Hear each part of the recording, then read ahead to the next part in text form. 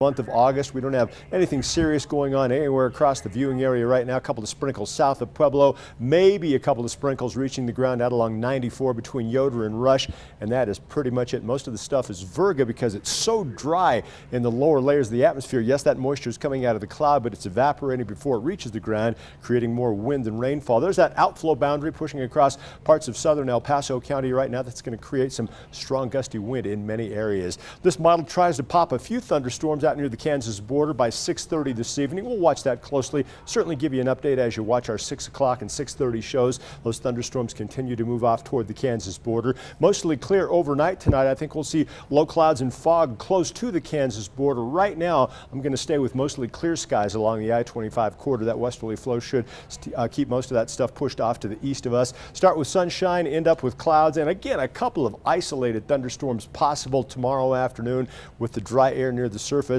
Most of those thunderstorms will produce more wind and lightning than rainfall. Better chance of getting some thunderstorm activity again closer to the Kansas border. That's where all that rich low-level moisture is. That's the fuel for the afternoon and evening thunderstorm activity. Outside right now, current temps in the 80s and 90s. Pueblo, you're the hot spot in eastern Colorado at 98 degrees. Canyon's hot in the Springs, 87. Even in Monument right now, current temperature of 81 degrees. The air is dry, so once we lose the sunshine, we'll start to cool nicely. And then overnight, dropping back into the 50s up and down the I-25 corridor. Tomorrow, heat is the big weather story around here. You're not going to see any wind during the morning hours. A little breezy to windy during the afternoon. And if you get near a thunderstorm, that wind will get really strong and really gusty. When it's this hot, as you make those weekend plans, you need to keep this stuff in mind. You want to stay hydrated. Drink a lot of water. You could dehydrate very easily. Be generous with the sun sauce. Get indoors in front of that air conditioner if you're really sensitive to the heat, and you never ever want to leave kids or pets in the car. In Colorado Springs, here's how hot that weekend's going to be. 90 and 91 Saturday into Sunday.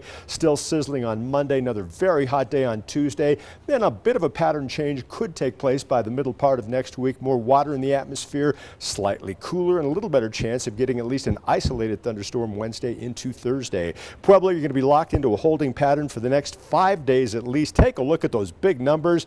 Upper 90s to 100 degrees through Tuesday. Then a little bit of a change. Cooler air works in by Wednesday.